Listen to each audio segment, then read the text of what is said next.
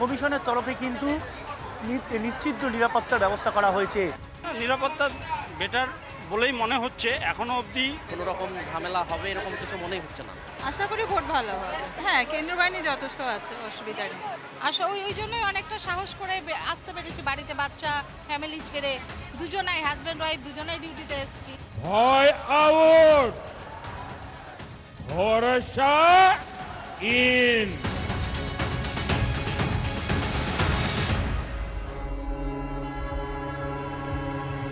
হ্যাঁ, এবার সেম মনে হচ্ছে। না, ঠিকঠাক আছে।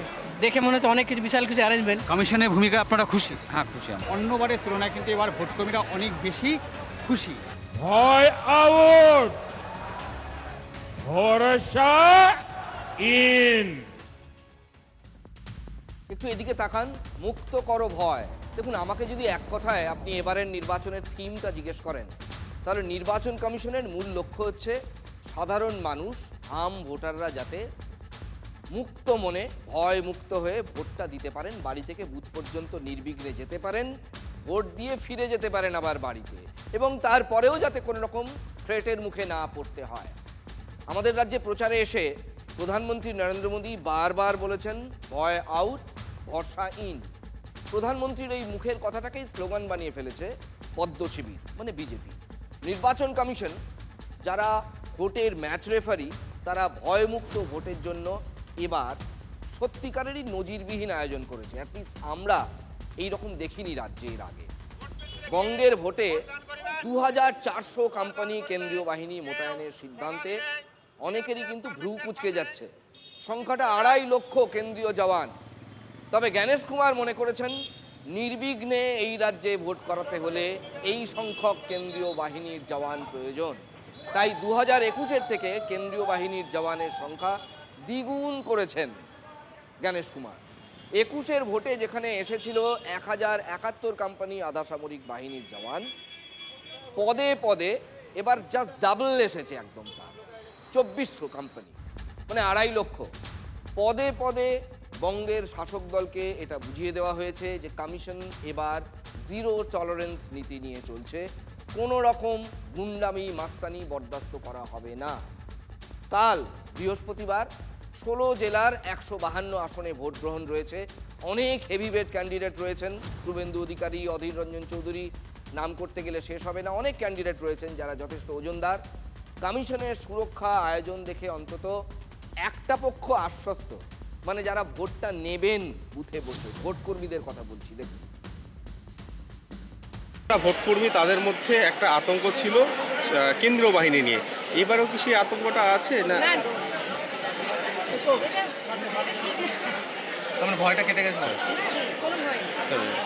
রাত পেরোলেই রাজ্যে প্রথম দফার ভোট গ্রহণ, আর সেই ভোট গ্রহণের উদ্দেশ্যে ভোটকর্মীরা আজ সকাল থেকেই বাঁকুড়া ইউনিভার্সিটির যে ডিসি কেন্দ্র, সেই ডিসি কেন্দ্রে এসে পৌঁছেছেন এবং তাদের হাতে ইভিএম সহ বিভিন্ন যে কিট, সেই কিট তুলে দেওয়া হচ্ছে। এই রয়েছে কালি, পিন রয়েছে, সেলোটেপ রয়েছে, আর তার পাশাপাশি একটি মেডিকেল কিট দেওয়া হচ্ছে, কারণ প্রবল গরম, প্রখর রোদ। নিরাপত্তা সংক্রান্ত কোনো আশঙ্কা তো থাকার কথা নয়। ভোটটা একটু অন্যরকম আমাদের ফিলিংস আসছে। ভোটটা নিতে খুব সুবিধা হবে। ইলেকশন কমিশন অফ ইন্ডিয়া, যিনি ওয়েস্ট বেঙ্গলের দায়িত্বে আছেন, তিনি নিরাপত্তার ব্যাপারে বিষয়টা কয়েক মাস আগের থেকেই দেখছেন। আমরা আশা করছি এবারে আমরা নির্বিঘ্নে, সুস্থির অবস্থায় ইলেকশন করে কাগজপত্র জমা দিয়ে বাড়ি ফিরতে পারবো, এটা আশা রাখছি। তার মানে ভোটকর্মীরা আশা রাখছেন তারা অনেক নিশ্চিন্তে, নির্বিঘ্নে, নিরুপদ্রবে ভোট গ্রহণ করতে পারবেন। বুঝতেই পারছেন তারা এবার অনেকটাই ভয়মুক্ত। যারা বুথে থাকবেন, ভোট গ্রহণ করবেন, ভোট গ্রহণ ব্যবস্থা পরিচালনা করবেন, সেই কর্মী অফিসাররা যদি ভয়ে ভয়ে থাকেন, শাসকের ভোট মেশিনারি স্ক্যানারে থাকেন, নিজের নিরাপত্তা নিয়ে শঙ্কিত হন, তাহলে কি স্বচ্ছভাবে ভোট সম্ভব? সম্ভব নয় বলেই তো ভোটকর্মীরা আদালতে গিয়েছিলেন। তাদের দাবি ছিল পর্যাপ্ত নিরাপত্তা, ভোট গ্রহণের সুষ্ঠু পরিবেশ, এটাই ছিল তাদের মোদ্দা দাবি। কমিশন আদালতেই কথা দিয়েছিল ভোটকর্মীদের নিরাপত্তা এবার সুনিশ্চিত করা হবে। তাহলে কমিশন কথা রেখেছে বলা যেতেই পারে, অন্তত আজকের রাতে দাঁড়িয়ে আমরা যা ছবি দেখছি। আরও কয়েকজনের কথা আপনাদের শোনাব। নিরাপত্তা বেটার বলেই মনে হচ্ছে, যে কোনো রকম ঝামেলা হবে এরকম কিছু মনেই হচ্ছে না। হ্যাঁ, কেন্দ্রীয় বাহিনী যথেষ্ট আছে, অসুবিধা নেই। আসলে ওই জন্যই অনেকটা সাহস করে আসতে পেরেছি বাড়িতে, বাচ্চা ফ্যামিলি ছেড়ে দুজনাই হাজব্যান্ড ওয়াইফ দুজনাই ডিউটিতে এসেছি। এবারের ভোটটা তো নির্বাচন কমিশন একেবারে অন্যরকম ভাবে করানোর চেষ্টা করছে। কেন্দ্রীয় বাহিনী রয়েছে, নিরাপত্তার দিকটা একদম আটোসাটো করা হচ্ছে। সমস্ত বুথে আমাদের কেন্দ্রীয় বাহিনী থাকবে, সেই জন্য আমরা খুব সুরক্ষা বোধ করছি। আমি আশাবাদী যে এই নির্বাচন খুব শান্তিপূর্ণ হবে। নির্বাচন কমিশন যা যা ব্যবস্থা নিয়েছে, সেন্ট্রাল ফোর্স থেকে শুরু করে ভোট কর্মীদের সুরক্ষার ক্ষেত্রে যা যা ব্যবস্থা তারা নিয়েছেন, তাতে কিন্তু ভোট কর্মীরা অন্তত এই মুর্শিদাবাদের বহরমপুর এলাকায় যে বহরমপুরের ডিসিআরসি কেন্দ্রে যারা ভোট কর্মীরা রয়েছেন তারা কিন্তু আশাবাদী এবারের ভোট অবাধ এবং শান্তিপূর্ণ হবে। তার মানে ভোট কর্মীরা যখন এতটা নিরাপদ বোধ করছেন, আশা রাখা যায় ভোটারদের মনেও এই আশাটাই সঞ্চারিত হবে। দেখুন, ভোট কর্মীদের মনে এই যে ভয়ের বাতাবরণ বা পরিবেশ, সেটা কিন্তু একদিনে তৈরি হয়নি। রাজকুমার রায়ের কথা মনে পড়ে আপনাদের? স্কুল টিচার, 2018-র পঞ্চায়েত ভোটের পর তিনি কিন্তু বাড়ি ফেরেননি, প্রিজাইডিং অফিসার ছিলেন। রহস্যজনকভাবে তিনি নিখোঁজ হয়ে যান। পরের দিন রেল লাইনের ধার থেকে রাজকুমার বাবুর ক্ষতবিক্ষত দেহ উদ্ধার হয়েছিল, তোলপাড় হয়ে গিয়েছিল রাজ্য। উত্তর দিনাজপুরের রায়গঞ্জের একটি বুথে তিনি প্রিজাইডিং অফিসার ছিলেন, যে রাজকুমার বাবুর কথা বলছি। রাজকুমার বাবুর মৃত্যুতে হইচই হয়েছিল ব্যাপক। পরিবার দাবি করেছিল যে সুপরিকল্পিতভাবে খুন করা হয়েছে। সিআইডি যদিও ঘটনা তদন্ত করে বলেছিল যে এটা দুর্ঘটনা, নিছক দুর্ঘটনা। রাজকুমারের রহস্যজনক মৃত্যু ভোট কর্মীদের একদম নাড়া দিয়ে গিয়েছিল। শুধু তো একটা ঘটনা নয়, 2006 থেকে 2024 পর্যন্ত প্রত্যেকটা ছোট বড় নির্বাচনে আমাদের রাজ্যে হিংসা হয়েছে এবং যাকে বলে লাশ পড়েছে, র ভাষায় বলতে গেলে। প্রিজাইডিং অফিসারদের মারধর করা হয়েছে, ইভিএম ভাঙচুর করা হয়েছে, ছাপ্পা ভোট পড়েছে। ভোট উৎসবের নামে গণতন্ত্রের এই প্রহসন ভোট কর্মীদের দেখতে হয়েছে, কাউকে বুথের ভেতরে, কাউকে বুথের বাইরে। শাসক দলের মনে হতেই পারে যে এবার যে নিরাপত্তার ব্যবস্থা করা হয়েছে এটা বড্ড বাড়াবাড়ি, কিন্তু ভোট কর্মীরা চাপমুক্ত মনে কাজ করতে পারবেন এটা কিন্তু এবার বোঝাই যাচ্ছে, অ্যাটলিস্ট আজকের রাতে দাঁড়িয়ে। শুধু কেন্দ্রীয় বাহিনীর জওয়ান নয়, শুধু আধা সামরিক বাহিনী নয়, চারদিকে সিসি ক্যামেরা, সেটার সংখ্যা অনেক বেশি। বুথে লক্ষণ রেখা আগের থেকে অনেক বেশি কড়াকড়ি, এসব কিন্তু আমরা আগে এতটা দেখিনি।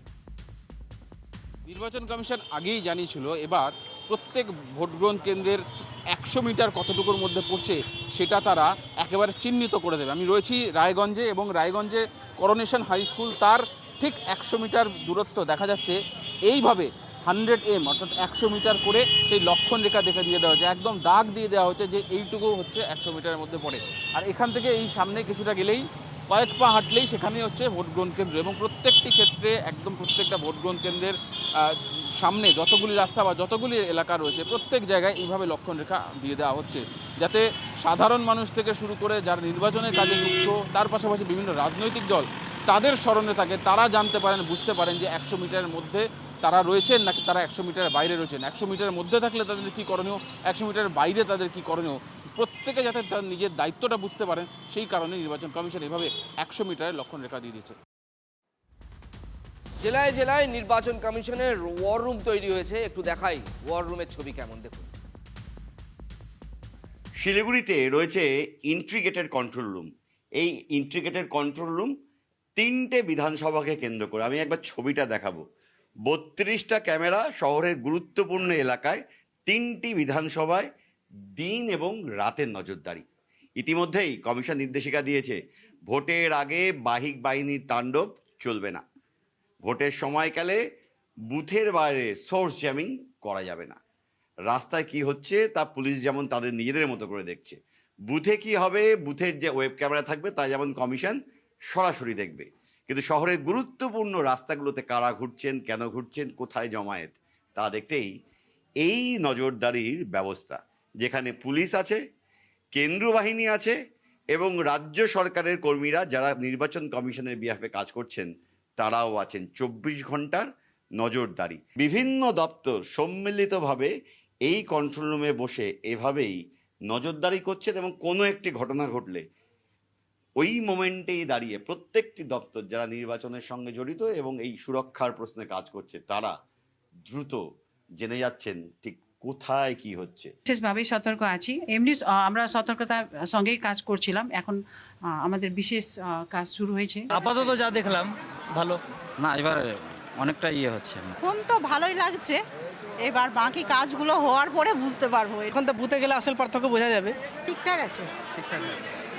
আমরা এটাও শুনলাম যে ওই ত্রিস্তরীয় একটা নিরাপত্তার বিষয় রয়েছে এবং সেখানে আমরা বুথের সব থেকে কাছে যাদের দেখতে পাবো তারা হচ্ছে সেন্ট্রাল ফোর্স। যারা স্টেট পুলিশের ফোর্স বা যা কিছু রয়েছে তারাও নাকি অনেকটা দূরেই থাকবেন, 100 মিটারের বাইরে সেখান থেকে। ইভেন বিএলও পর্যন্ত বুথের কাছাকাছি আসতে পারবেন না। অ্যাপারেন্টলি মনে হচ্ছে ভোট কর্মীরা আজকের দিনে দাঁড়িয়ে যথেষ্ট খুশি, যদিও তারা অনেকেই বলছেন, মানে বোঝা যাচ্ছে তাদের কথার পরনে যে না চালে বিশ্বাস নেই। তারা দেখে নিতে চাইছেন বুথের ভেতরের ছবিটা কি থাকে। কিন্তু বাংলার শাসক দল কমিশনের বিরুদ্ধে তোপ দাগছে। শাসক দলের সর্বময় নেত্রী মুখ্যমন্ত্রী মমতা বন্দ্যোপাধ্যায় তো বলছেন, আমডাঙ্গার প্রচারে আজকে গিয়েছিলেন আমডাঙ্গায়, তিনি সেখানে বলেই ফেলেছেন যে রাফাল ছাড়া সব নামিয়ে দিয়েছে। তো যুদ্ধ হচ্ছে মনে করছে তৃণমূল, যুদ্ধে সাজোয়া গাড়ি নামিয়ে দিয়েছে। আর বিরোধীরা কি বলছে যে তৃণমূল এবং দলের নেত্রী তারা বুঝতে পেরে গেছেন এবার আর খোলা মাঠে খেলার সুযোগ নেই, তাই এত লম্ফজম।